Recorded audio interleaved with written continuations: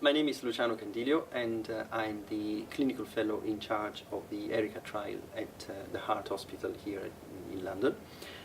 Today we're going to demonstrate how to perform the intervention that we used for the ERICCA trial, which is the remote ischemic preconditioning.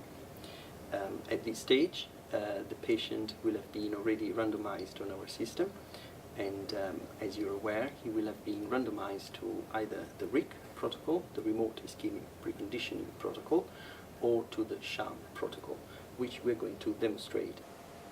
We have here our standard blood pressure cuff, which is provided for use in the intervention for the ERICCA trial. Now we're going to demonstrate separately the different phases of the intervention according to whether the patient has been randomized to remote ischemic preconditioning or sham. The patient has been randomized to RIC or ERICCA.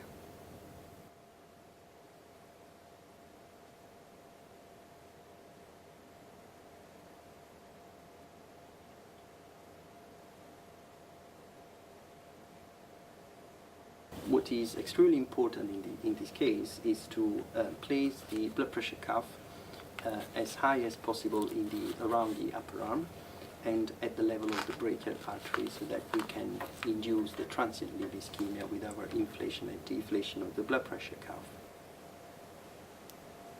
At this stage you will close the valve, which is next to the bulb. You will then inflate the bulb up to a pressure of 200 millimeters of mercury.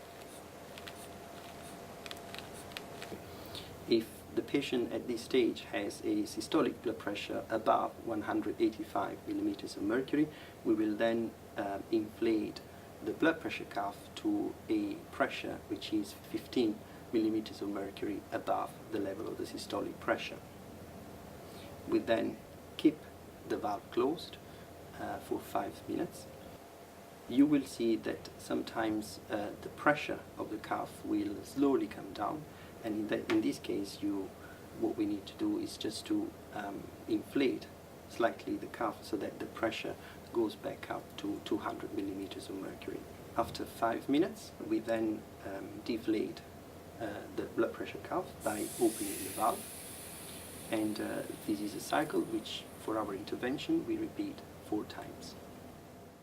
It is also very important between one cycle and the other to make sure that the blood pressure cuff is maintained high around the upper arm and to make all the necessary adjustments.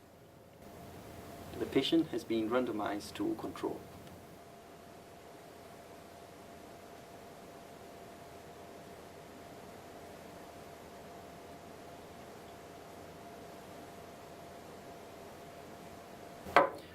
In this case, again, we place our blood pressure cuff high around the upper arm at the level again of the brachial artery.